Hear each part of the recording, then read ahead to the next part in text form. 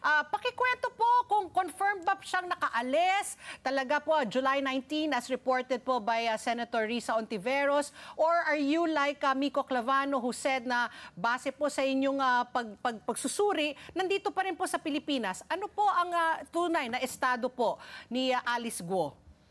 Ma'am Ali, Ma'am Pat, sa atin pong records, walang recorded departure si Mayor Alice Guo. Kung titingnan po ang immigration office, ang immigration records po natin, ang ating centralized database, siya po ay nandito pa sa Pilipinas. Ngunit doon po sa ating gathering ng information from our counterparts abroad, we found out po na meron po siyang entries in 3 different Asian countries po nitong mga nakaraang linggo, which leads us to know na ito pong si Mayor Alice Guo ay maaaring umalis through illegal means without undergoing proper immigration inspection. Paano nagagawa po yun? Kasi marami po tayong mga pinaghahanap po ngayon na hindi po maaresto ng ating law enforcement agencies, na syempre po ang kapag meron pong kakayahan, yung ating mga wanted, na mga tao po, meron pa ng paraan para makalayas po ng Pilipinas. Kanina pinag-uusapan na namin sa Southern Mindanao, through the back channels nga, yung by boat, bayan makakaalis ka ng Pilipinas.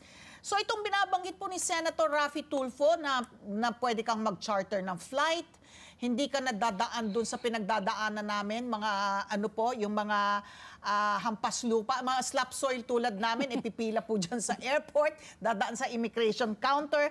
So mismong customs, immigration, quarantine ang aakyat ng airplano para ma-check po yung either yung aalis o yung paparating na pasahero. So paano po sila nakakaalis nang hindi po it will not reflect sa central database po ng Bureau of Immigration? Dana. Two possibilities po, ma'am. Dalawa yung main na possibilities natin. Una, yung nabanggit po na magkuha sila ng isang private aircraft sa isang private airstrip. Actually, ang procedure po niyan, dapat binibigyan po ng permiso ng mga aviation authorities ang aeroplanong yon bago lumipad. And then, nag-undergo po ng inspection ng Customs, Immigration, and Quarantine. But it hindi po pinaalam ng ground handler sa Miss Dana, Miss Dana, sorry, medyo choppy po kayo. Are you mobile or ano po? Paano? Can you repeat your last two questions, last two answers, please? Miss Dana? Sige po. Yes, yeah, that's better. Can okay. you hear me Yes, po? better. Okay, sige So po. sabi mo nga yun, nabanggit natin kanina, Two ways, Two ways either sa mga small airports na pero dapat yung ground handler ang kumukuha ng mga permit. Sige po. Yes, and yun po, kailangan dadaan pa rin po sa immigration yan. Pero there is a possibility na kung sa mga private na airstrips, ay basta na lang po mag-take off itong aeroplanong ito nang walang proper coordination with the authorities. Another possibility po is yung nabanggit nyo rin po, yung sa mga baybay dagat. Very porous po ang bansa natin, malaki po yung karagatan natin. And posible po na gumamit ng isang small vessel, maaari pong yate, diyan po lalo particularly sa southern area, upang tumawid po. Konting tumbling lang nandun para sa Malaysia. That's a possibility po, and ito pong ruta na ito actually is being abused by human traffickers. Doon na inilalabas po yung mga biktima nila palabas ng bansa. Miss Dana, gusto ko lang balikan yung binanggit mo kanina na sabi nyo nga base po sa inyong mga kasamahan, yung mga sa ibang bansa. 3 entry points po ang pinasukan po ni Miss Alice Guo, no? So tama ho ba yung sinabi po ni Senator Risa na una siyang lumipad sa Kuala Lumpur, tapos from Kuala Lumpur, siya po ay lumipat sa Singapore o sa Indonesia? Ano po yung naging flight pattern po niya? Kasi may binanggit rin po si Senator Risa that she boarded the Jetstar flight. Do you know the details of this po? Actually, yung ruta po na ito, nagsimula, nakita natin, dumating siya ng Malaysia ng July 16, And then July 21 po, nagpunta po siya to Singapore. I think that was the Jetstar flight.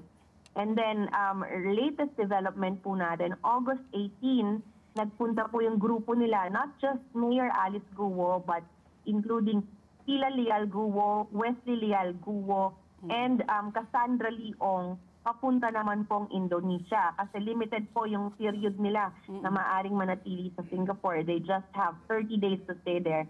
That's why they transferred to Indonesia. Nagsimula po actually itong pakikipag-usap natin sa mga counterparts natin nung nakatanggap po tayo ng intelligence information na parating po si Mayor Alice Guo Thursday last week, allegedly from Singapore. Apparently, she was booked on a flight to Naiya from Singapore po, papunta ng Naiya. So ito po ay inabangan ng ating mga operatiba, and they did not board the aircraft, but it started our personnel asking questions na why does she have a ticket from outside the Philippines papasok po ng bansa. Correct. When sa records po natin, it does not say na umalis po siya ng Pilipinas. And right then and there po, nakipagpulong po tayo sa iba't ibang mga counterparts natin. At yun po ang napag-alaman natin na ito pong si Mayor Alice Guo has departed the country illegally, na wala po sa database ng immigration. At ang lumalabas po ba, Dana, Philippine passport ba ang gamit niya? Yes, Philippine passport po ang ginagamit niya. So far from our monitoring, mukhang wala po siyang valid Chinese passport. Ito pong Philippine passport niya remains valid, and ito po ang ginagamit niya in different Asian countries.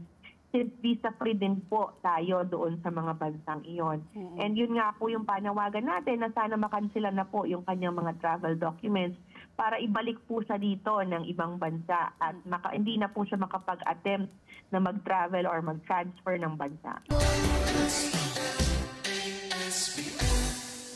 Let's get together. Sunnet 25. Sunnet 25.